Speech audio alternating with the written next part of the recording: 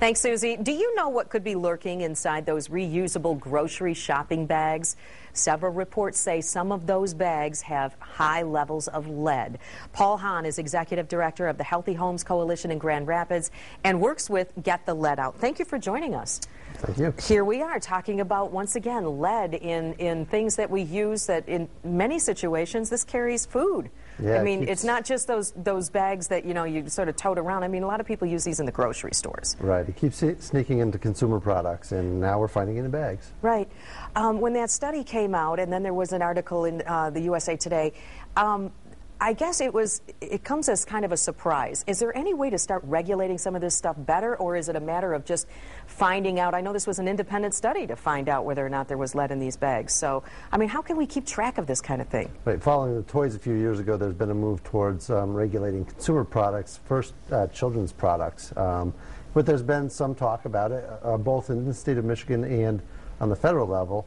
But more than anything, I think we just need to be diligent in thinking about what our kids are coming into access with.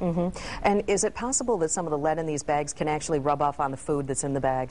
I think the biggest threat is to young children who might get a hold of one of the bags and want to mouth it. You know, I have a 9-month-old at home. Right. He likes to put everything in his mouth. That's the biggest concern. As far as it rubbing off on fruits and vegetables, I think that's probably a little less of a concern.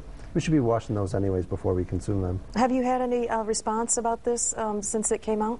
We get a little bit of chatter about it, like we did with the toys, but by and large, you know, our message out to folks is be concerned about the bag, certainly, but also be concerned about older housing and the soil in your yard.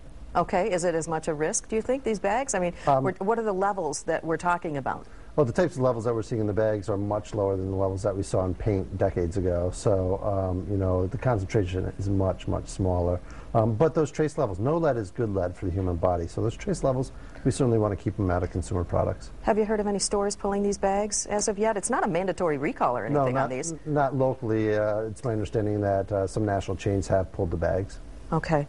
Well, we appreciate, I guess it's just a matter of really, you know, keeping up with the information that comes out and being vigilant about weeding through some of these things when you find out the information, would you say? Absolutely. We got to be diligent and make sure that the things that we have, to the extent we can, don't have lead in them. Right. Paul Haan, the Executive Director of the Healthy Homes Coalition in Grand Rapids. Thank you for joining us once again.